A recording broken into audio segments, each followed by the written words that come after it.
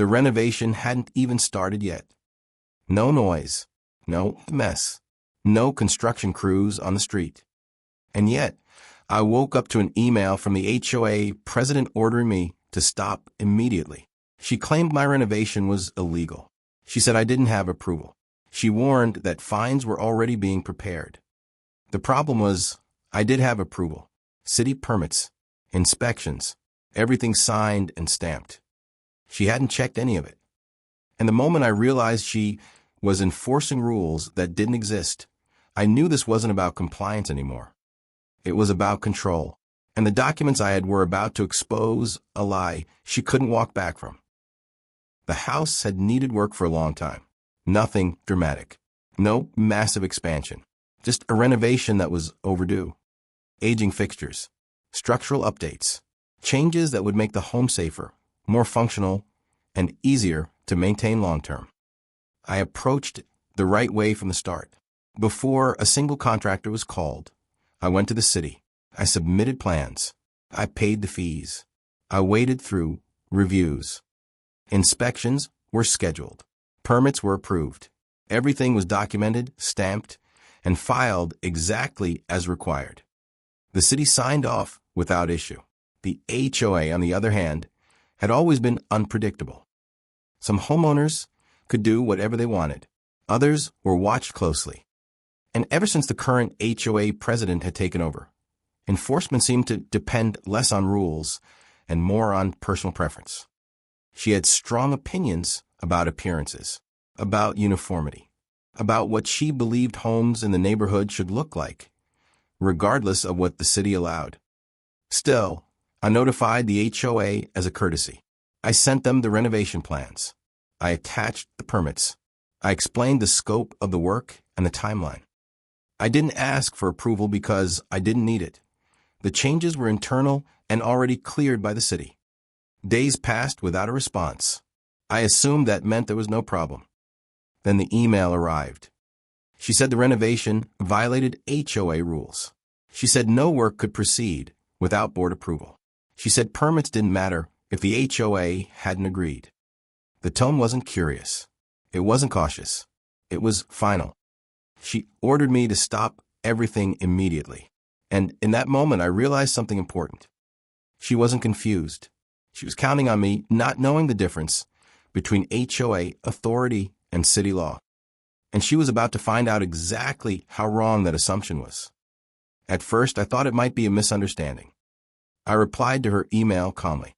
I attached the city permits again. I included the inspection schedule.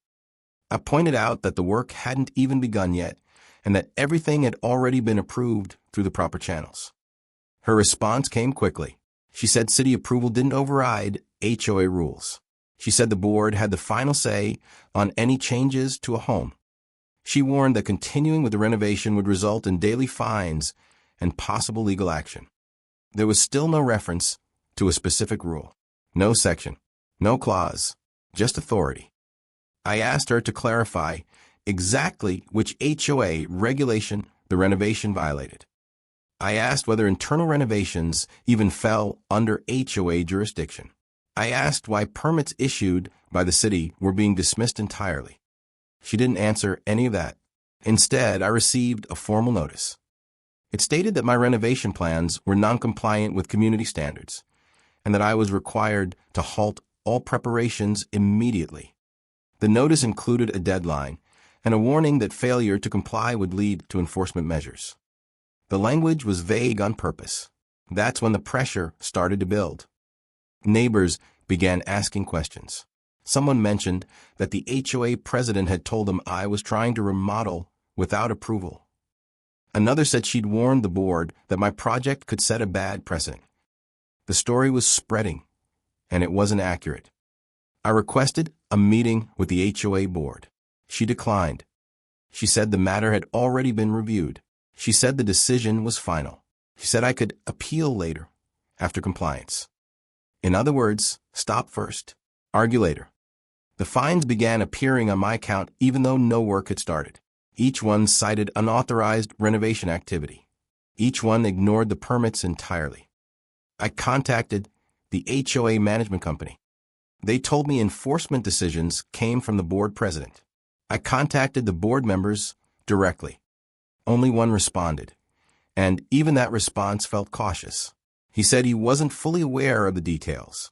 He said the president was handling it. That was when it became clear this wasn't about rules. It was about control. I called the city's building department to explain what was happening. I sent them the HOA notices. I asked whether there was anything improper about my permits or plans. The city inspector didn't hesitate. He said everything was valid. He said the HOA had no authority over permitted internal renovations. He said if the HOA was claiming otherwise, they were wrong. He offered to put it in writing. That was the turning point. I forwarded the inspector's email to the HOA president. Her reply was immediate and defensive. She said the city often misunderstands HOA authority. She said the board had broader powers than inspectors realized. She warned me again to stop pushing back. That was the moment I realized she wasn't just mistaken. She was lying. And she was counting on intimidation to keep that lie intact. So I asked the city for something stronger than an email. I asked for official documentation. And once that paperwork was issued, the situation was about to move out of her control completely, whether she was ready for it or not. The city didn't take long to respond. Within 2 days, I received a formal letter from the building department. It wasn't casual. It wasn't vague. It laid everything out in plain language. The permits were valid.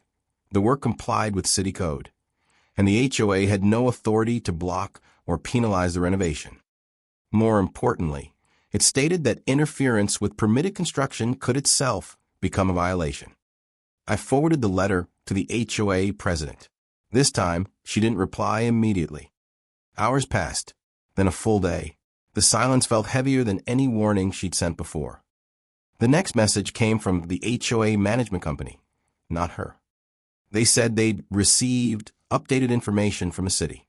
They said enforcement related to my property was being paused pending review. They asked for copies of all permits and correspondence. I sent everything. That same afternoon, a city inspector showed up in person. Not because there was a problem, but because the city won a record. He walked through the property, reviewed the plans, confirmed the scope of work, and documented that no violations existed. Neighbors watched from their windows as he left. The next HOA meeting was different. For the first time, the renovation was discussed openly. The permits were projected on a screen. The inspector's letter was read aloud. The management company explained carefully that the HOA had no grounds to enforce anything related to the project. The HOA president tried to speak. She said she'd been acting in the community's best interest. She said she believed HOA standards applied more broadly. She said it was a misunderstanding. No one backed her up. One board member asked why the city documentation had been ignored. Another asked why fines had been issued without verification. A third asked why homeowners were being told things that weren't true. There were no good answers. By the end of the meeting, the fines were officially removed. A written notice was issued clarifying that city-approved renovations could not be blocked by the HOA. An enforcement authority was formally limited to exterior elements only, exactly as the rules had always stated. The renovation went forward without another interruption. But the real shift came afterward. The HOA president stopped issuing aggressive notices. Emails became neutral. Enforcement slowed. And within a few months, she stepped down quietly, without explanation. The documents hadn't just cleared my renovation. They'd exposed a lie that couldn't survive daylight. Because authority only works when people believe it's real. And once the truth is printed, stamped, and backed by law, no amount of confidence can overwrite it. Once the renovation officially resumed, the tension didn't disappear overnight, but the fear did. The contractors returned. Work began quietly. No inspectors from the HOA showed up. No new notices appeared. The project moved forward exactly the way it was always supposed to. The fines were removed completely, not just paused. A written confirmation was sent stating that the HOA had no authority over the renovation, and that enforcement had been issued in error. The language was careful, almost clinical, but the message was clear. They were backing down. A few neighbors reached out privately. Some apologized for believing what they'd been told. Others admitted they'd had similar issues, but never pushed back because they didn't know they could. Seeing city permits stand up to HOA pressure changed how people viewed enforcement entirely. The HOA quietly updated its guidelines shortly after. References to approval authority were rewritten. Internal renovations were removed from enforcement language altogether. What had once been vague and threatening became specific and limited. The HOA president never addressed it publicly. She didn't explain the fines. She didn't correct the rumors. She didn't acknowledge the letter from the city. She simply stopped trying to control things she had no right to touch. Eventually, she stepped down. There was no announcement, no statement, just a new name on the emails and a noticeable change in tone. The HOA became quieter, more procedural, less aggressive. As for the renovation, it finished on time. The house was better, safer, more functional. But the bigger change wasn't structural. It was understanding that permits matter, that documentation matters, and that authority doesn't come from confidence or position. It comes from the law. Sometimes the most powerful thing you can do isn't to argue louder. It's to let the paperwork speak for itself.